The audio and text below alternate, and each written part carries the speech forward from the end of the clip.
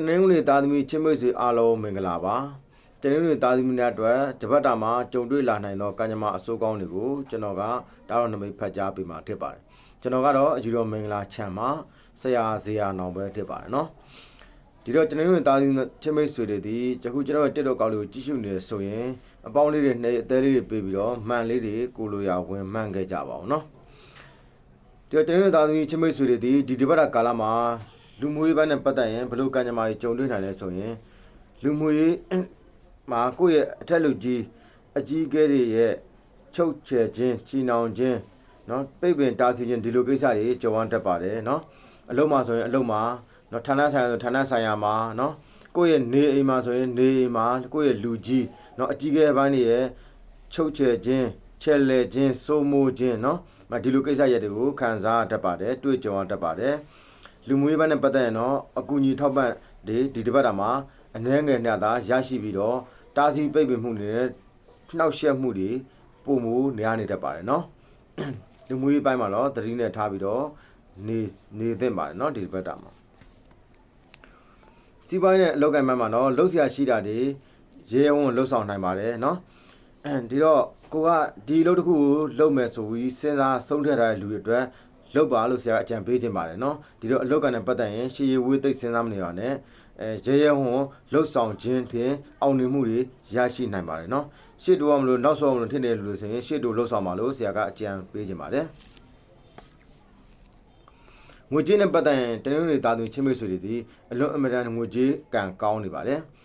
်ဒီတော့ရရရှိတဲ့ငွေကြေးတွေရလာနိုင်တယ်ပေးရရှိတဲ့ငွေကြေးတွေလည်းပေးနိုင်ပါလိမ့်မယ်တဲ့နော်ဒီတော့ငွေကြေးကံကောင်းနေပါတယ်နော်ငွေကြေးကံနဲ့ပတ်သက်ရင်တော့ငွေကြေးအကူအညီထောက်ပံ့နေရရှိနိုင်ပါတယ်မထင်မှတ်သောငွေကြေးနော်မထင်မှတ်ပဲနဲ့ကိုက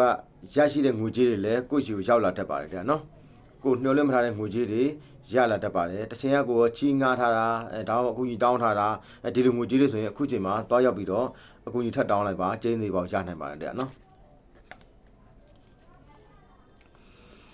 ဒီနေရာနဲ့ခီးကိစ္စမှာတော့တနင်္ဂနွေသားစုချင်းမိတ်ဆွေဒီပတ်တာကာလမှာလုံးဝခီးမသွားသင့်ပါဘူးเนาะအနှဲငယ်နဲ့သာခီးသွားရင်ကောင်းတဲ့နမိတ်ထင်တဲ့အတွက်ကြောင့်ခီးလုံးဝမသွားသင့်သေးပါဘူးသွားမယ်ဆိုရင်အနှဲငယ်ကြုံတွေ့နိုင်ပါတယ်တဲ့เนาะစိတ်ရှုပ်စရာကြုံတွေ့နိုင်ပါတယ်ခီးနဲ့ပတ်သက်ရင်เนาะပညာရေးနဲ့ပတ်သက်ရင်အင်တာဗျူးကိစ္စတွေစာဝင်ပွဲကိစ္စတွေဘာသာရေးကိစ္စတွေမှာအခက်အခဲကြက်တဲလေးကြုံနေတတ်ပါတယ်เนาะတတိယလေ့လာသင်ယူမှတ်သားပြီးမှဖြေဆိုသင့်ပါတယ်တဲ့เนาะကျမ်းမာနဲ့ပတ်သက်ရင်တော့ခါနာခြင်းဝေဒနာတွေခံစားတတ်ပါတယ်နော်ခါနာခြင်းဝေဒနာတွေခံစားတတ်ပါတယ်ဒူးကောင်းနာခြင်းကြိုက်ခဲခြင်းတွေခံစားတတ်ပါတယ်အစာအစိတ်ဆေးစိတ်တင်ခြင်းတွေခံစားတတ်ပါတယ်ကြီးကြီးထိမဲ့လို့မဆိုလိုပါဘူးနော်စီးထုစစ်တောက်လိုက်ရင်ကောင်းသွားနိုင်ပါတယ်တဲ့တင်းတို့သားကြီးချင်းမွေးဆွေတွေကဒီတပတ်ကာလမှာအခြေအနေနဲ့ပတ်သက်ရင်တော့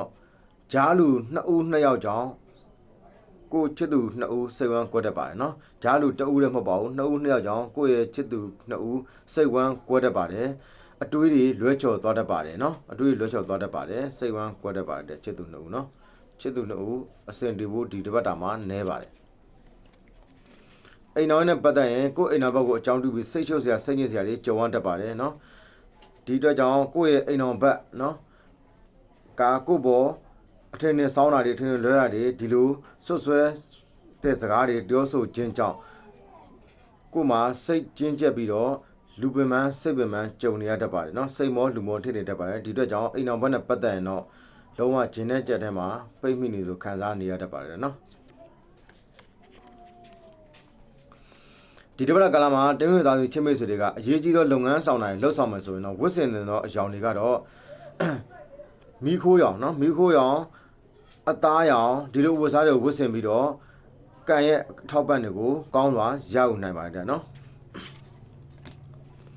အရေးကြီးသောလုပ်ငန်းဆောင်တွေလှုပ်ဆောင်ရန်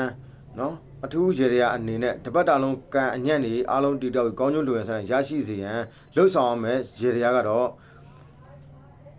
ကိုယ့်ရဲ့ရက်ကွက်ကိုယ့်ရဲ့နီးနားနော်ဖျားတွေညောင်မင်းကြီးတွေမှာရုပ်ကစိုးကိုငတိုးသည်ဖီးချန်တဖီးလှူဝေးပါတယ်နော်ငတိုးသည်ဖီးချန်တဖီးသွားရောက်လှူဒန်းပေးပါငတိုးသည်ဖီးချန်လှူတဲ့နေရာမှာသုံးလုံးကိုအခွန်ခွာပြီးတော့အခွန်တဝက်စီတော့ခွာပြီးတော့လှူပါမှာဖြစ်ပါတယ်နော်အဲ့တော့ရုပ်ကစိုးကိုငတိုးသည်ဖီးချန်လှူရတော့မဟုတ်ရင် နီးစက်ရအပင်ကြီးကြီးတစ်ပင်မှာရုပ်ကစိုးနော်အရှင်ရုပ်ကစိုးကိုရှိတယ်လို့ထင်တဲ့အပင်တွေမှာသွားပြီးတော့ငတိုးသည့်ဖီးချမ်းကိုလှူပြီးလို့ရပါတယ်နော်ကိုယ်နဲ့နီးစက်ရအပင်ကြီးမှာရုပ်ကစိုးရှိတယ်ဆိုရင်သွားလှူလိုက်ပါတော့လှူပြီးတော့တပတ်တာလုံးကန်အညံ့ခတ်တွေအားလုံးကောင်းအောင်ကိုယ့်ဘောကိုလိုအပ်တာကိုဆူတောင်းနိုင်ပါတယ်တဲ့နော်ဒီတော့ဒီပတ်တာလုံးမှာတနင်္လာသားစုချင်းမိတ်ဆွေတွေဒီအကျိုးပေးကဏ္ဍကတော့1-5ခွန်ကဏ္ဍနဲ့အကျိုးပေးပါတယ်နော်လိုအပ်သလိုဉာဏ်ရှိသလိုသုံးဆွဲနိုင်ပါတယ်တဲ့ဒီတော့တပတ်တာလုံးကန်ရဲ့အညံ့ခတ်တွေအားလုံးတည်တော့ပြီးကောင်းကျိုးလူရင်စနာတွေရရှိပါစေနေ့တိုင်းမှာစိတ်ချမ်းသာစရာတွေပဲဇက်တိုက်ကြုံတွေ့သွားပါစေလို့ကျွန်တော်ဆရာနာမှာစုမုံကောင်းတောင်းပေးလိုက်ပါတယ်